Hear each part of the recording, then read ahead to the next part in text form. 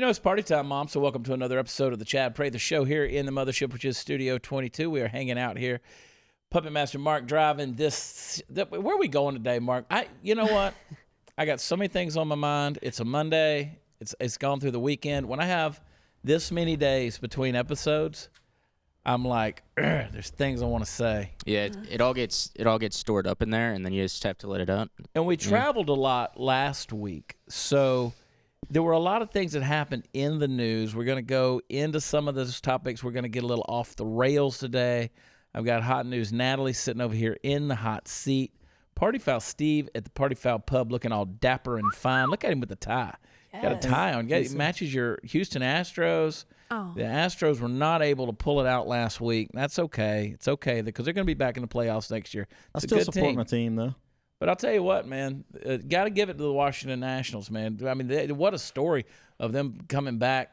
Because they were horrible the first half of the season. They were, and they became unstoppable. I feel like Fozzie the Bear in this big furry rug thing I'm wearing, I was trying to go all Yellowstone, but now I feel like I'm wearing a bear outfit without the head and the hands. I think it looks cozy. It's appropriate for the weather. Now, y'all said it's cold in here. It is cold. It's not cold in here. It's cold. Is it cold in here, Candice? It's Candice, cold. the queen of the Ethiopians, is my litmus test for all things factual. It's cold? Absolutely. It's subarctic in here. That's really? for sure. Yeah. I don't know. Maybe my blood pressure's up. I don't know. Chilling 22 degrees. 22 degrees here in Studio 22. Hanging out here with you guys on a Monday afternoon. Hope you had a good weekend. Going to get into this thing. I got a lot I want to get to. I'm not going to drive you crazy with content today. But there's a couple of things we want to talk about. Hopefully you guys enjoyed last Thursday's Halloween episode with Glenn Beck. And it was really eye-opening. If you need to watch it 3 or 4 times. I learned. Did you? A lot. It all hinges on the dog. Yeah. And if you missed it, you got to go back. You got to go back and watch last Thursday night's podcast with Glenn Beck. Hillary 2020 all hinges on the dog. And I didn't know that. I know. I didn't know that until he enlightened me. There's a lot to that story. There's a lot of things that he did not go into, but I'm telling you, it hinges on this dog. And one of the things he didn't bring up in the show is the the Clinton Canine Foundation. I'm telling you, this dog that chased down al-Baghdadi, going to be mark my words, we're 17 months away. Can I say something real quick? We're 14 months away. What? I went to recently, not too long ago, No, we are 12 months away. I had to spit out some food in my mouth. What? Okay. What'd you say? I recently went to a graduation for the U.S. Secret Service. It was such a cool honor to be there. We got to take a tour, and I got to see dogs that were in training to work with the U.S. Secret Service. And I wanted to go love them all, but they would eat me. You know what I mean? These dogs are doing exactly what they want to do, and they're not really nice. No, not really. They're not trained to do that. No, they're not trained to hug on me. They're soldiers of the cross. But they are really badass. And I'll tell you this, Gaston Mooney, the president of Blaze Television Network, sent me a video of a dog of a police canine being released on somebody, and it bit the guy right in the nuts. Walk out! Walk out! Yeah. My dog, one of my dogs, Cash, he broke his tooth. He broke his left canine. So he had to get it removed out and stitched up and stuff. But we got it in a jar. It's like that. It's like 2.5 inches long and massive. It's a bone. It's like prehistoric. Yeah, come on. Hey, let me tell you something. You like the little bit of gray I got in my hair here? Look at that. It's nice. But you know what? Losing it sucks. Yeah. I'd rather it turn gray than turn loose. And a lot of people, they're losing their hair. You guys are out there, and I want to help you with that because what you may not know, there's a cause for it. You got this hormone in your body, and it's probably because you're losing. The older you get, you're losing this hormone, DHT. You notice you can't even say the word hair without Steve running his fingers through it. Nope. Steve's going to have one big bald spot just right there where his part is. I was just thinking about it. You were saying, Do you feel like your DHT levels are pretty solid? Yeah, I think so. You pretty much everything's that's testosterone. Everything's running pretty high. Testosterone. Well, if you got it, you can prevent hair loss. But listen, you start losing that stuff, you're in trouble. Well, the FDA has approved 2 hair treatment products that'll help control your DHT. and prevent your hair loss. Problem is, it's expensive. You got to go to the doctor. You got to go to a visit, get a prescription. Well, I'm going to tell you about Keeps. You've heard me talk about it before, and this stuff really does work. I've seen some amazing before and after pictures of people who have used this stuff. It's actually, in many cases, regenerated hair growth. Keeps is going to give you the generic versions of those 2 FDA-approved hair products. So not only are they going to be up to 90% effective, you can afford them, and I got you half off to get you started. So with Keeps, you get to save your hair without ever leaving the couch, answer a few questions online, snap some pictures of your hair, and a licensed doctor is going to review your info and recommend the right hair loss treatment for you, shipped discreetly to your door. And if you're tired of losing your hair, I'm going to give you a free online doctor consult and a 50% off of your first order. That's right, 50% off. So go to keeps.com/loss, keeps.com/loss. I got a discreet package that showed up at my house yesterday. Was it Roman? Yeah. Did I show you the gray in my hair? Look at that gray. What was in your package? It was Roman. What was in there? It was sildenafil. Okay, thank you. Yeah, which is the generic version of sildenafil. Anyway, Portland, Maine. If you drink the White Claws, Candice, you're not really a drinker. I have not, but I've heard a lot of buzz about them, and apparently there's a shortage across the country of White shortage Claws. of White Yeah, Claws. they're Now, in if you that don't know high what of a White demand. Claws are, they're the new girl drink, right? They're the new. It's like a seltzer water with alcohol, and it's got a flavor to it. Because let's name some of the girl drinks over the years. Zima. You've had That's Zima. Zima. You had Mike's Hard Lemonade. Smirnoff. Smirnoff Ice. Yeah.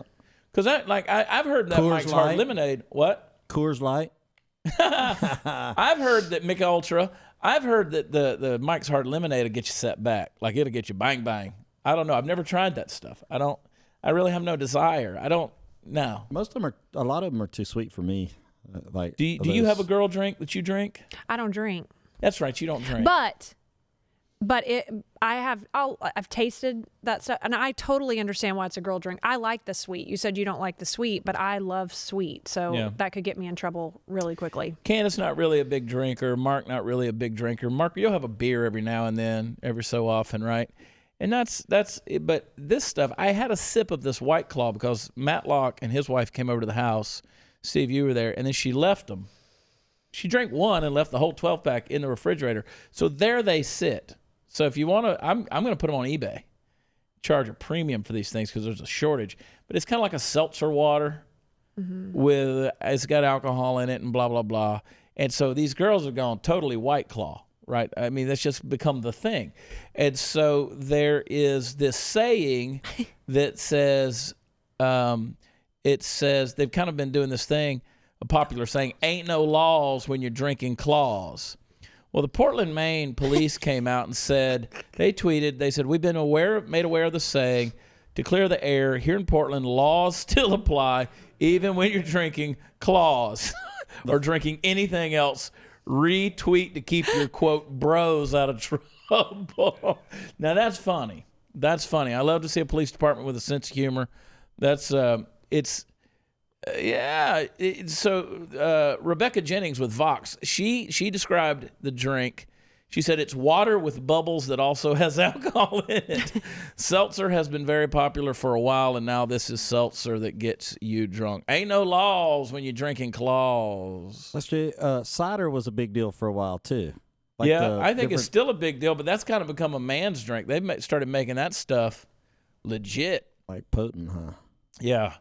But I had a friend of mine, he was work acquaintance back years ago, and we'd go out to happy hour or whatever, after work, after a long day of laboring in the cubicle. Yeah. And he would always order apple teenies, right? Okay, so the little apple, that's a girl drink. Pinky up. Yeah, that's, at first it's a martini, which I've always enjoyed a good martini, nice and dirty, not filthy, but put a jalapeno in there. I don't like the blue cheese and the olives, nothing like that.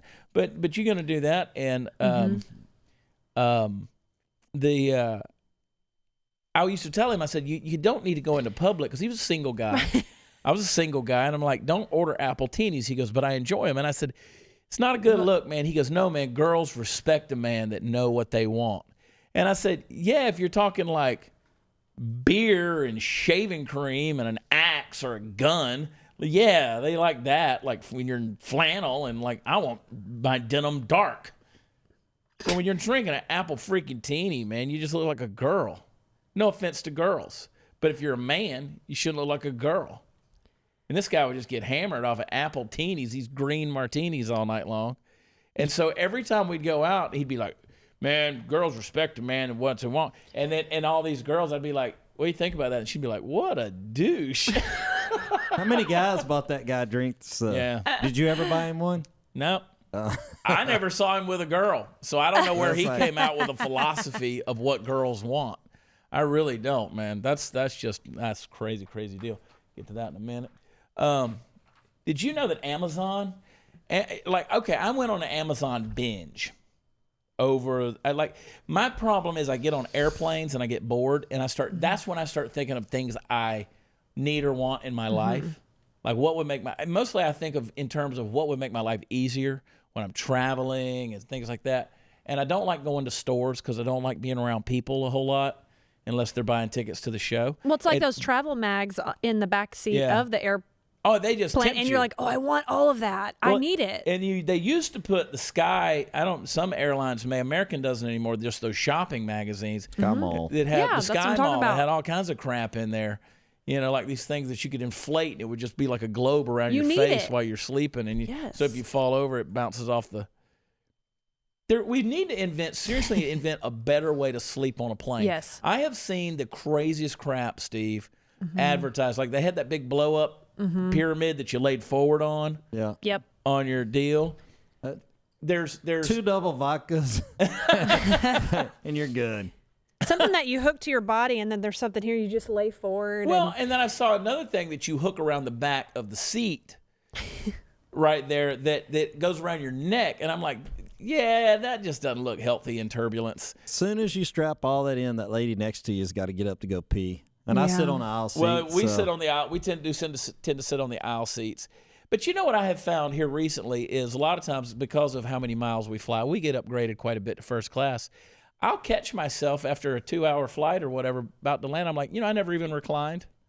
Like I got busy doing something, working on the computer or whatever, and I didn't even think to recline the whole time. So I'm like, by God, these last 5 minutes, I'm laying back. And then they come by and say, sir, could you put your seat up? Yeah. I can't sleep on a plane. I can't sleep sitting up. It's a horrible thing. I can't either. But when I'm on the plane, I go shopping. I think about the things that I need, and I'm like, okay, I'm going to order this, I'm going to order this, I'm going to order this.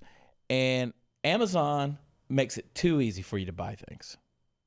Once you get on the app, literally you pick what you want, you add it to the cart, and it says, buy now. And you just swipe. You don't fill anything out or anything like that. But did you know Amazon... they're destroying millions of new items that they can't sell. They're destroying them. So Amazon has toys, kitchen equipment. They got TVs, flat screen TVs. If they can't sell them, then they're just going to destroy them. They're going to get rid of them. So here you go. There was a French investigative documentary about companies that in that country that there were similar practices of warehouses in West Midlands, which I guess is France. Their spokesperson denied allegations and said company gave unused products to charity. But Amazon destroys millions of brand new items, including the items I just mentioned. They have, as the British would say, lorry loads of goods, many still in their packaging. They're dumped in landfill. They're incinerated. That's crazy to me. Unused kitchen equipment, flat screen TVs. Just take it to the dump, put it out there.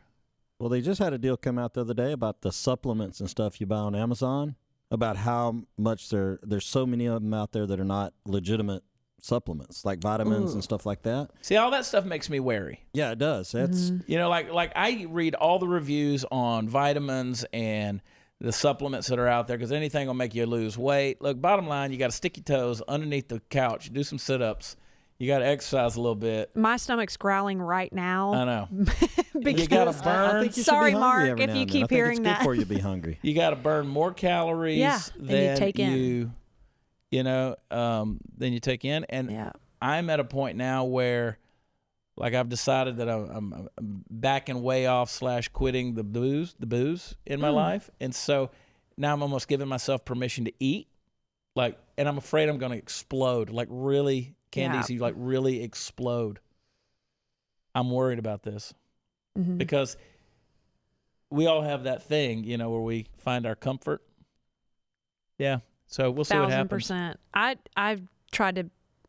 That self-control is really tough, and I love food. I tried to be anorexic once for like. Did you? It lasted 4 hours because I was like, I can't do it. I was like, I'm not going to eat. I'm good. And then, you know, like, you know, on Survivor, they go without, you know, and then they all get leaner. I thought that I'm going to do that. It literally lasted 4 hours. Yeah. So I just really like food. You're just like, I'm just going to starve myself. I'm going to do it. That's what I was thinking. Jesus fast. Or you do that. Days. I'm going to eat one more good meal. I do that every Friday night. Well, it's over.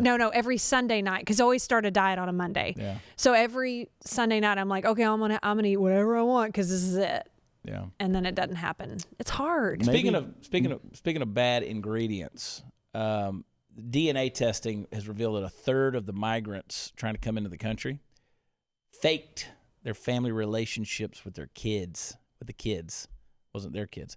ICE ran this pilot testing a few days in El Paso and in McAllen, Texas. 30% of the migrants tested with rapid DNA were lying about familial relations. The migrants with children can claim asylum and avoid detention in most cases. That's legit, huh? They're selling kids, they're stealing kids just to be the family. Yeah, and they ship them right back down and bring them back up. Yep. That's the crazy thing. Candace, what's wrong with your people? What is wrong with your people? I don't think they're doing anything that we wouldn't do if we weren't in the same situation. Desperate. I mean, people are people, right? Yeah. Man's inhumanity to man, depravity, all these things. The thing that gets me is these people that want to go online. You know how, okay, so Candace, follow me on this. There's a Stephen King novel out there, and I read it a long time ago. I can't think of the name of it. It's Cell. That's what it's called, Cell. And it's about an impulse that triggers, and everybody that's talking on their cell phone, when the impulse goes off, becomes basically like a zombie. And so then if you weren't on your cell phone then you're normal, but now you're up against all these, you're up against zombies basically. I think the word Trump did that a couple of years ago. Like there was a pulse that went off, and now when people hear the word Trump, they just lose their friggin' minds. Just lose their minds. Like you can't even mention the president of the United States without people just going off. And one of the biggest things that I keep hearing is this man is stealing children away from his parents, from their parents, and putting them in cages and selling them off. I mean, literally, I saw this on social media over the weekend. Someone was saying to me, this president is selling children. And I'm like, what planet do you live on to believe this garbage? This detention stuff that started ultimately under Obama has massively reduced under Trump. But golly, man, people hear one narrative. And didn't we, Candace, correct me if I'm wrong, but hasn't the whole Russia hoax thing been debunked by now? Isn't that why we're on to the Ukraine? Several years ago, it was like a fish, but they just recently declared it. Yeah. But I mean, it's still... But ongoing. I mean, people are still going to say he wouldn't have won without the Russians. And now we've jumped to, you're right, the Ukraine. It's from one Now we've gone on over to the it doesn't make any sense to me. People, get your head out of your butts. It's stupid to me. It is just dumb. I was at the Social Security Administration office. How do you go to these places? I was helping my mom. Okay. Yeah. First you were training Secret Service agents. Now you're at the Social Security. No, just one. Riding fire trucks. I see your Instagram. I know. I did get to do a ride along. A fire truck. I'm going to do a truck rant from the. Yes. Yeah. They'd love to have you. I was there, and the two security officers armed at the administration office.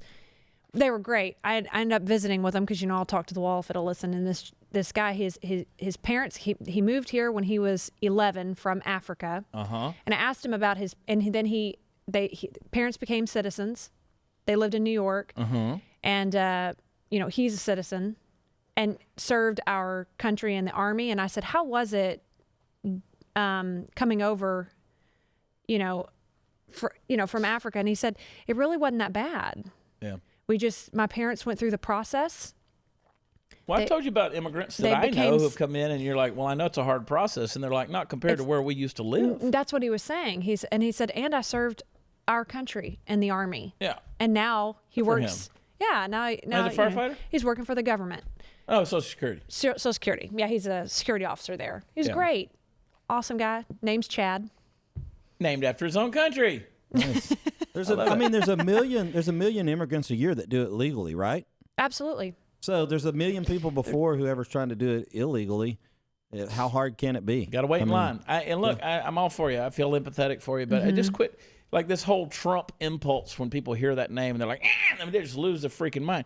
You know, Steve and I were driving into the studio today, and every now and then I like to get on. I'm on Sirius XM. I like to go over to the Progress channel and listen to what the left has to say, and I listen to them quite often.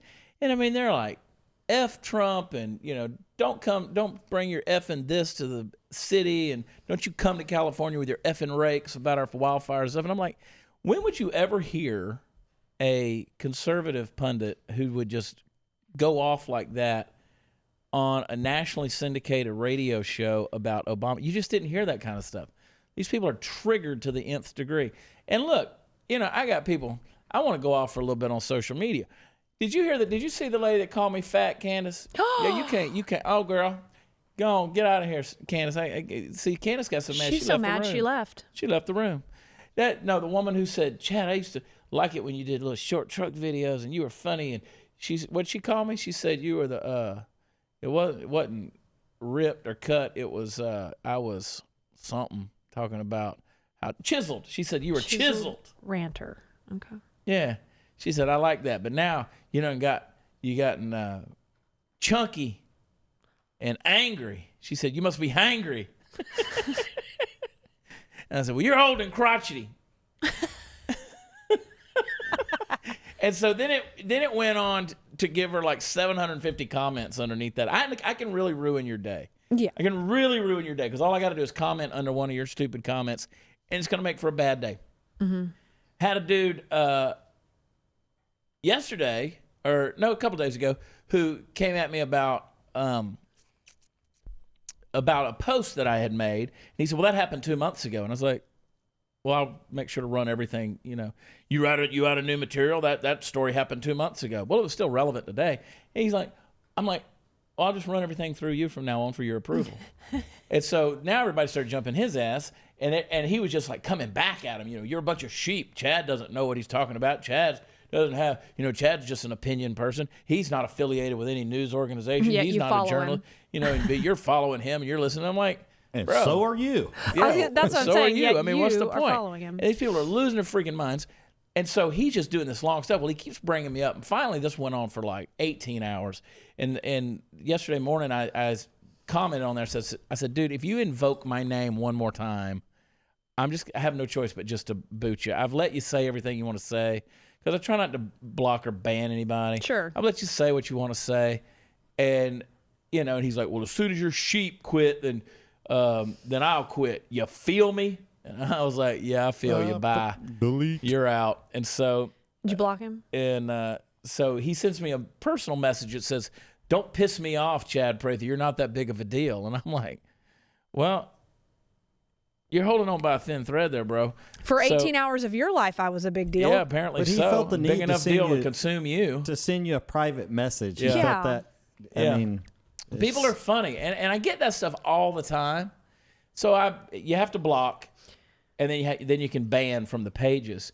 And I hate banning people because I want everybody involved. I want people of differing opinions. I want people who have different ideas to share those ideas. It's like a guy who came on the other day, and dang it, what's his name? He said it was unclear kind of what he was saying, but I was kind of able to piece through it. He was like, I consider myself a neoliberal, and I'd love to debate you. And I said, well, it would not be a lot of debating because basically I believe neoliberalism too. I'm a student of Friedrich Hayek, so you might be surprised at what you find out that I know. And so then he got into this big argument. The guy couldn't spell liberal though; he kept spelling Leberal. And my thing is, work on that, folks. Like if you wonder If there's a little red underscore underneath the word when you type it out on your phone or whatever, you didn't do it right. That's what that means. It means you didn't spell it right.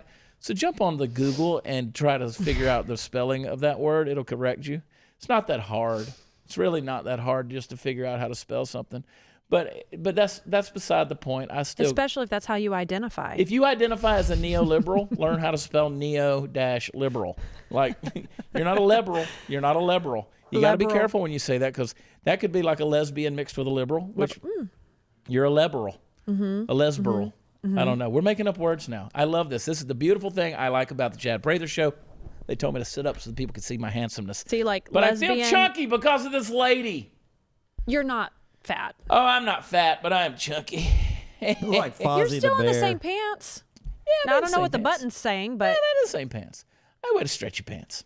yeah, stretchy pants are good. I have gained. I'm gained. You know, I'm up. I stay up. I go up, down, but I'm up. But you're real. I've pretty much stayed up Okay. for a while now, and I'm okay with it. Comfortable in my own skin. My wife loves me. That's all that matters. Yeah. My You're girlfriend. working out every day too, right? I'm not working out every day. I'm getting back to it. I'm getting in the swing. Travel's hard, Stephen. I know it. It is hard. We're going to Ireland this week. Yep. It's hard, Stephen. Hard. And I got to figure out a way to sleep on that airplane because I can't. I can't either. I have the apneas, right? Especially when my weight's All of up. them? I have all the apneas. And so when I'm trying to sleep on the plane or sleep in general. But it's bad it's weird because when I try to fall asleep on the plane, I can inhale and then I can't exhale. It catches. So I have to inhale really, really deep and then I can exhale. It's weird. So here's what I'm going to get. I'm going to get one of those little mini CPAPs. Have you seen those things? Shove them in your nose, right? No, these things are like half a pound. They're like this. And you still got to put the mask on. Sure. Which is going to look fantastic in first class. Get your Appletini. I'm Your in row mask. like 30 to Ireland. And you're going to be sexy. I don't even care anymore. See, that's my point. I don't care anymore. Somebody asked me yesterday, I did a magazine interview Saturday. Someone asked me, they said, have you, how do you deal with the stuff online? You know, when the stuff comes at you and basically the haters, and how do you deal with that? I'm like, look, here's the thing. You've heard me say it over and over again. I'm not apologizing for what I say. I'm not apologizing for things. And let me tell you why I'm not apologizing. Let me take you to church for a minute. First of all, the idea of forgiveness is rooted in love. It's rooted in love, okay? Same as grief. You can't grieve over something you don't love, right? So the idea of being able, like if I need you to forgive me, if I want you to forgive me for something I've done wrong and I'm apologizing, which is the essence of what apologizing is. If I need you to forgive me, well, that's because I love you and I want you to love me. I hope you love me. And so I want your forgiveness. And that's why I want to do that. Now, if there's a grown-ass man out there who is by his own volition and choice making the decision and personal responsibility to watch the things that I'm saying online on a daily basis, and it's bothering him to the point that he has got to attack me and now demand that I apologize so that he can issue his forgiveness to me, then I have to remind somebody, and I'm doing it right now because I won't do this online, but I will tell you, you don't love me because you don't know me. So why in the hell am I going to apologize for something that you arbitrarily subjected yourself to volitionally when you didn't have to do it at all? Nobody held a gun to your head and said, watch the Chad Prather Show. You did it because you wanted to do it, or you came across it and you chose to linger. Bottom line. Now, I'm going to say what I'm going to say. And for you to want me to apologize in order to take care of your feelings or to make sure culture continues to like me, well, culture doesn't love me. Therefore, why am I going to apologize to culture? I'm not going to do it. And I had a douchebag who jumped on here. He gets on Instagram all the time, and he's like, oh, because I made this comparison to Kevin Hart recently about Kevin Hart apologizing on Ellen. He's like, you compared yourself to Kevin Hart. He's got 80 million. No, I didn't. I'm talking about his actions. I would not engage in his actions, the same actions. It's ridiculous to do that. I wasn't comparing myself. But people, again, they got to get on there and they got to try to make, they got to come at you. They got to come at you. Don't come at me. Look, I read my messages. I see the comments. I see the things people say. You could say anything you want to say to me online. We're public. We're going to stay in the public. But if you think you're going to get to us and like hurt our feelings or something or make us feel, no, we're just going to. They're trying to validate their own existence. Or in many ways, it is an insecurity. Mm-hmm. It's a narcissistic Machiavellian tendency to go on and be a troll-like behavior in order to get attention. It's just like spanking a dog. It's still attention. The dog will cry all night long knowing you're going to come in there and beat its ass with a newspaper. But it reminded me of a funny story I can't tell. But the dog's still getting attention. But do you get the same kind of message, or not same kind of but messages from people that think that you can tell them something that will change their life? Like, I will tell you this. I got a message on Twitter the other day where a guy said, hey, I want to ask you something. And I said, okay, what's up? And he said, just need to pick your brain for a second. So I didn't respond again because I'm like, I've already said what's up. So finally, it took about 2 days. Hey, you still there? And I'm like, I don't answer that kind of thing. I've already said what's up. So then he said, well, I got a question I want to ask you. So I took a screenshot of it. I sent it over to Allison, my assistant. Everybody knows Allison. And she said, it's going to be, and she listed off 6 things. She said, it's going to be one of these things. They want you to do this, this, this, this, or this. And so sure as enough, I took a screenshot of the messages that came back. He hit 4 of the 6 in the message, and it was a mile long. Because I'm telling you, there's nothing new under the sun. When people start sending their messages, which I highly value, because I highly value the listenership, I highly value the support, the people who tune into this thing day after day. But it's like people are so predictable in that regard. And the people, and there was nothing wrong with that guy sending me that message. Nothing at all. I'm not saying that. But the people who come at you with the vitriol and the anger and the stuff like that, like, you don't know me and I don't know you. People who do actually know me and have a personal relationship with me tend to like me. You have just formed an opinion in your head about an online persona that you'll never meet. And you've just decided, I don't like this guy because this guy in some way reflects something going on inside of me that I'm not happy with. And that guy doesn't like how much attention I mean, honestly, there's jealousy. definitely a part of it. There's jealousy behind it because what you're saying, so many people agree with. Yeah. And they follow you and they're like, thank God somebody's saying what's in my head. Because some of the things you say, to be honest, people are afraid to speak. Yeah. They just are, because we're like, oh my gosh, can we talk about blackface? I'm scared to talk about blackface because I'm white, so am I going to get in trouble for even saying the word blackface? Yeah, Megyn Kelly lost her job with NBC for even talking about blackface. No, she was asking, right? She was asking about it. Yeah. And so I don't know that I see something wrong. And so gone. So people are afraid, and of course with social media, this doesn't help. They're afraid to say anything. Yeah. When I put something political, and I don't do it often, actually, but if I do, it's interesting how many people won't comment just because they're afraid to be aligned with something that somebody might think that all of a sudden, oh, am I racist? Well, what I have to remember, and I get messages, or I see people in public, people that I know personally, and they'll say, hey, man, I saw that you did this and this and this. And I'm like, I would never know that you even were watching it because you don't say anything, you don't react. And they're, well, I can't. And I get that. Okay, I appreciate that. There's a lot of people who, their business, their profession, their blah, blah, blah. I made this choice. It was a hard choice. I made this choice to come out and be able to say, this is what I believe. These are my convictions. I'm going to share them with the world. I'm not trying to convert anybody, but I will make fun of what I make fun of, and I will try to tell you why I believe what I believe. And if you choose to come along with it too, I got a great review, and I encourage people to give reviews to the podcast. And I posted it on Instagram on my story, where somebody said, I used to not care anything about politics, but you changed my mind. And now I look at it in a more positive light and all these things. And that's what I hope to do. I mean, that's the whole reason we do what we do, because I just got tired of putting my head in the sand and hoping that everything's going to be okay. And then I go online and I hear people who say, well, I just want Jesus to come back. Jesus is returning soon. I don't disrespect your convictions and desire for that, but I'm telling you, if you are a Christian or a person of faith, whatever, and you truly believe in the, quote, kingdom of God, a kingdom of dominion, that is a battle term. You can't do business while trying to go out of business. And so basically the Christians have hung a we're going out of business sign on the window, and nobody wants to come do anything with you anymore because you're just waiting on the Lord to come take you home. Come get me, Jesus. Hallelujah. You see what I'm saying? Absolutely. We got to take it back.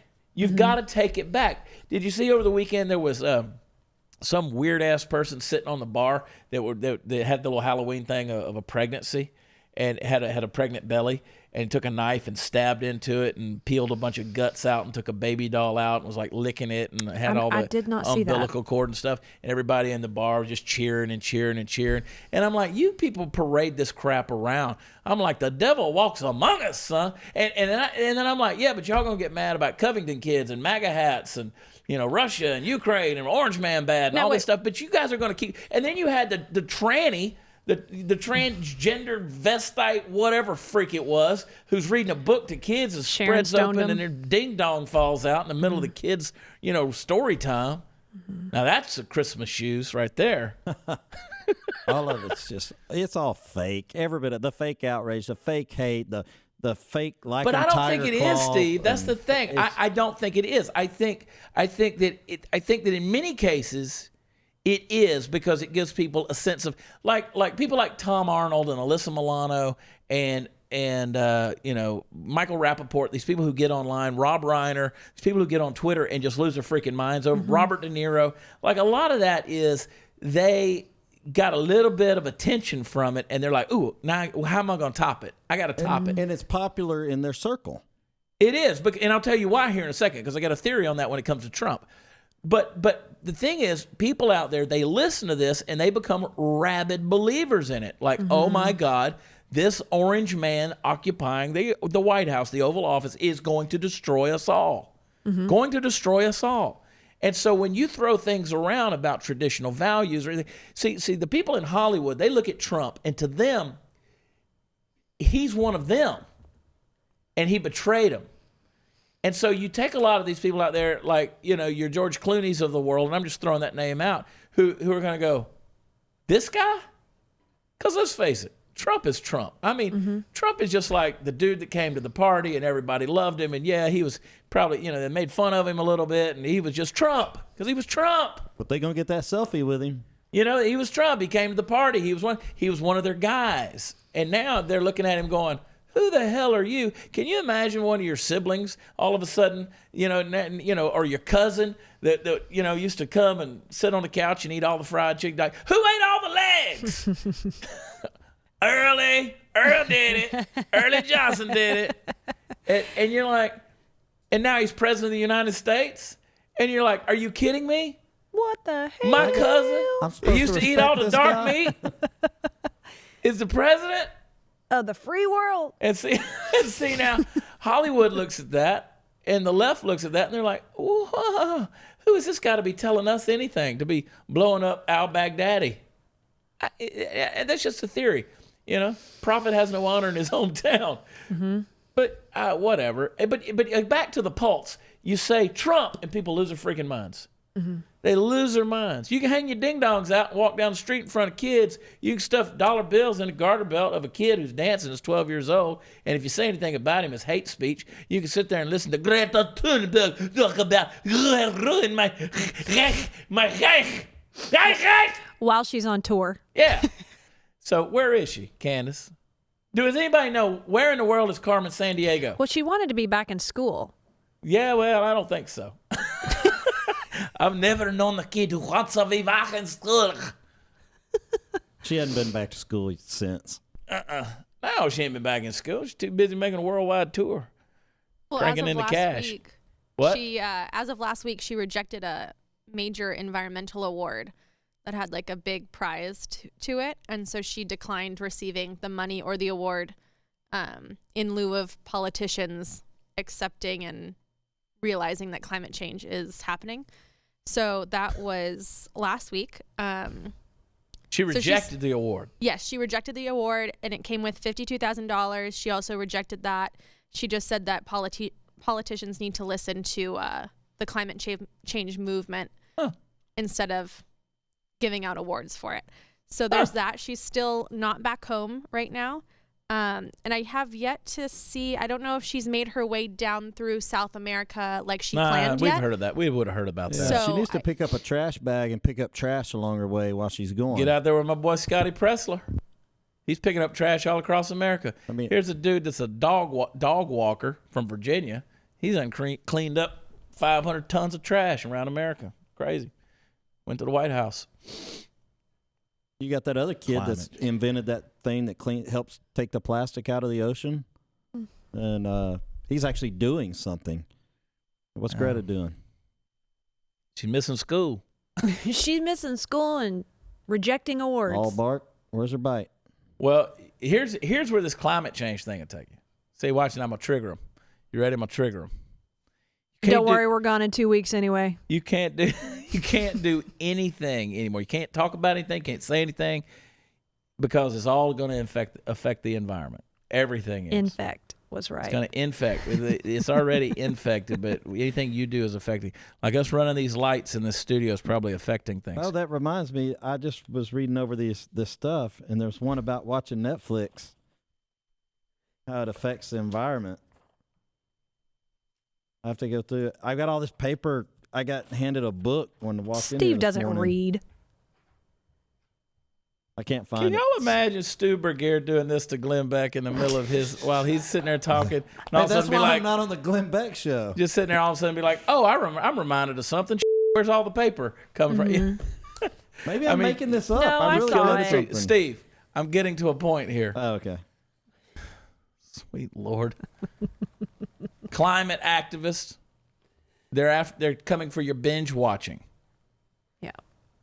That's the deal. Put the paper down, Steve. He's right. Chad's right. That's what it was. Yeah. They want your binge watching. 34%, there's a study out there, 34% of traffic goes to streaming services such as Netflix, Amazon, Prime, Hulu, and the second leading source comes from web porn. The main energy drain comes from streaming services, servers, and they contribute about 0.3% of all carbon emissions. Now, so basically what they want you to do is turn your TV off. They want you to quit streaming stuff, digital videos, all of these things. They're very large file sizes. You got to transfer those files, and apparently that's destroying the earth. It's creating carbon emissions. And by the way, folks, I will just tell you a little point of fact. You know how you're like, I got to turn my TV off. It's taking up energy. Your TV, that big flat screen LCD, whatever thing it is hanging on your wall, takes as much energy when it's off as when it's on. That's the way it is. If it's plugged into the wall, it's putting out the same amount of energy as when it's on. I don't believe that. Well, that's why they make them the way they make them. So there you go. So you need to unplug it. You would have to unplug it for it to stop, yeah. Stop. Because that's the whole deal. So that's what's going on. I try to leave mine on all the time then, so. Are you high? I wish I was. We got to get out of here, folks. Go to where podcasts are offered. Give us a 5-star rating. Pray for Steve. Pray for America. Pray for our future. Pray for your president. Pray for these people who have Trump derangement syndrome. Pray for the planet. There was a vegetarian in Australia, ate one hamburger, got hooked, became a butcher. I know. I get it. It's the power of meat, baby. Yes. Yeah, that's what she said. Anyway, we love you. Watch us on YouTube. Share it with your friends, please. And like I said, let's do it where podcasts are offered. You guys are awesome. You're amazing. Continue to come here. Hot News Natalie. Natalie Woods 22 at Natalie Woods 22. Found it. Party Foul Steve. Go to partyfoulnation.com. Watch chad.com. Find me out on the road. And we love you. God bless. We'll talk to you next time. Bye.